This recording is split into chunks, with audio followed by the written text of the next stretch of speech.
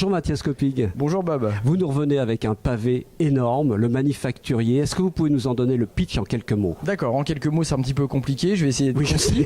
Il s'agit d'un thriller construit sur de multiples enquêtes sur fond de guerre de Yougoslavie. J'ai travaillé énormément pour ce bouquin, je me suis beaucoup documenté. Le résumé en quelques phrases c'est compliqué. Sachez juste pour mes lecteurs que si vous avez aimé Les Démoniaques, vous aimerez celui-ci.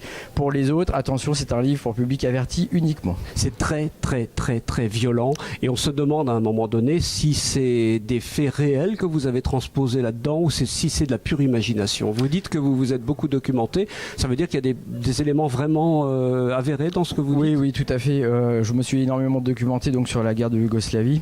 Je suis parti pour pas mal d'éléments de choses qui ont existé. Les personnages principaux de mon histoire, un peu comme pour Les Démoniaques, sont fictifs, mais en revanche ils viennent évoluer sur un fond d'histoire. Et si ce ne sont pas des faits exacts parfois, l'esprit est là. Donc je me suis énormément documenté. À titre d'exemple, j'ai consulté de nombreux procès-verbaux du tribunal pénal international de La Haye par exemple. J'ai relu des articles de l'époque, j'ai revu des émissions de l'époque aussi, et ça donne ce fond extrêmement crédible. Voilà. Je me suis inspiré aussi d'épisodes réels. Maintenant, les deux personnages principaux sont imaginaires. Par contre, ils sont plausibles. Est-ce que vous vous êtes inspiré aussi de faits qui ont pu se produire dans ces époques-là ou à l'époque actuelle, ailleurs, comme par exemple, je pense, en Afrique ou des choses comme ça?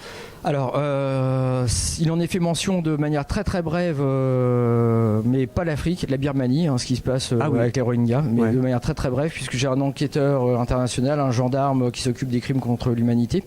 Donc il y a quelques lignes là-dessus. Je parle un tout petit peu aussi de la Syrie. Maintenant, le sujet principal de ce livre, ça a été les guerres de Yougoslavie, et je dis bien les guerres de 90-95, mais aussi le second conflit, le conflit de la Seconde Guerre mondiale, en particulier en Croatie, avec les terribles et abominables Ustashi. Lors de ces recherches, vous avez découvert des choses qui ne sont pas sorties dans la presse, qu'on n'a pas connues, que le grand public n'a pas... À ma connaissance, non, parce que je me suis vraiment fondé sur des documents qui sont accessibles à tous. Donc, par exemple, les procès-verbaux du tribunal pénal international de La Haye, mais des articles de l'époque, des émissions de l'époque, par exemple les émissions d'envoyé spécial, ce genre de choses.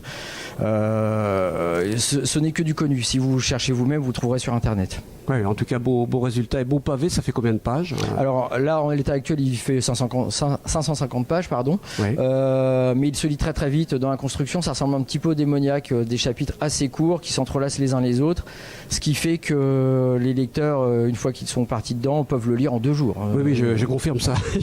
J'ai vu ça. Est-ce qu'il y a déjà un autre sujet sous le coude? Alors, j'ai pour habitude de laisser mijoter, en fait, c'est comme ça que j'écris. Donc il y a une idée effectivement qui me retient beaucoup en ce moment. Est-ce que ça sera concrétisé? Je n'en sais rien. Je peux un petit peu en parler, même si ça n'aboutit pas, ça ne sera pas bien grave. Je m'intéresse pas mal en ce moment au Mexique. Ah oui. Qui draine énormément aussi d'actualités très violentes et à mon sens très inquiétantes. Il y a de la matière là, effectivement. Bon, pour l'instant, on est au salon du livre du Touquet. Je vais vous rendre à vos lecteurs et je vous remercie pour ces informations. Et je tiens à remercier les organisateurs de ce merveilleux salon, et puis on va passer un très bon week-end. Oui, j'en ai peur. Merci à toutes et à tous. Merci beaucoup.